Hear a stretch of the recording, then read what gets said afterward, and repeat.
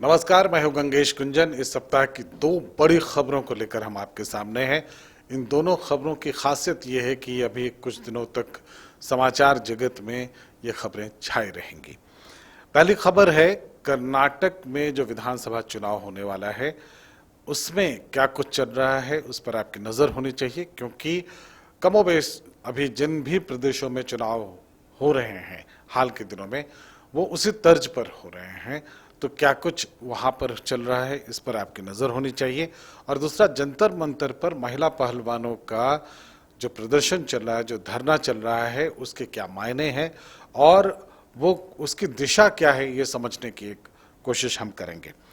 पहला, कर्नाटक की बात कर लें। कर्नाटक विधानसभा चुनाव में अभी तक जो सर्वेज आए हैं या इसके पहले जो सर्वे आए थे उसमें स्पष्ट रूप से कहा जा रहा था कि कांग्रेस को एज है, यानी कांग्रेस को बढ़त मौजूद है। कुछ लोग इस बढ़त को बहुत ज्यादा बता रहे थे, कुछ लोग इस बढ़त को कम बता रहे थे, लेकिन सभी ये मानकर चल रहे थे कि कर्नाटक में अगली सरकार जो होगी वो कांग्रेस की होगी।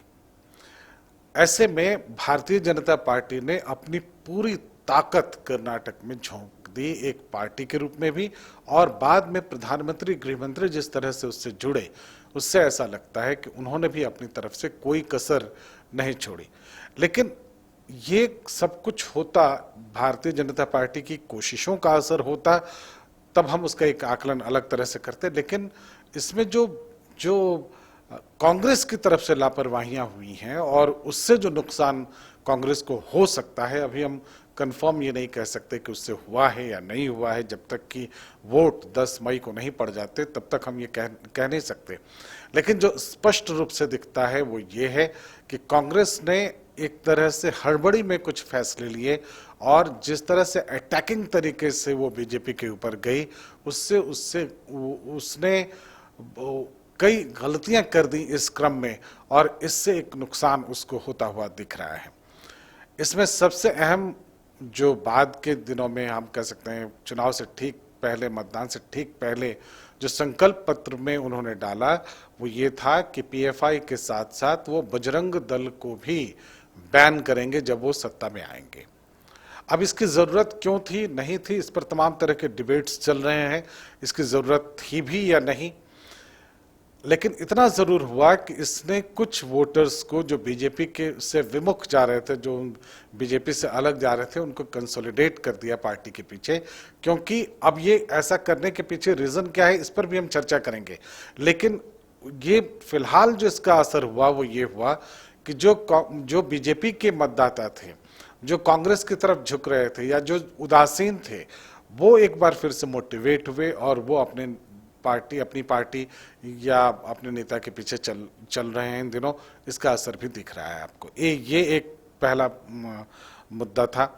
अब सवाल ये उठता है कि कांग्रेस ने ऐसा किया क्यों। कांग्रेस ने इसलिए किया कि उससे ऐसा लगा कि ऐसा करने से जो मुस्लिम मत हैं वो उनके पास एक मुश्त आ सकते हैं, क्योंकि मुस्लिम मतों के बंटवारे में जेडीएस भी वहाँ मौजूद है, और जेडीएस अगर मुस्लिम मतों का बंटवारा कर लेता तो दिक्कत कांग्रेस के सामने आ सकती थी। तो उसे कंसोलिडेट करने के लिए, मुस्लिम मतों को सिर्फ अपनी ही पार्टी की तरफ मोटिवेट करने के लिए कांग्रेस ने ये गेम एक तरह से गेम प्ले किया और ये कोशिश की कि वो सारा कुछ, वो जो वोट बंटवारा है वो कंसोलिडेट होकर उनके पास चला जाए।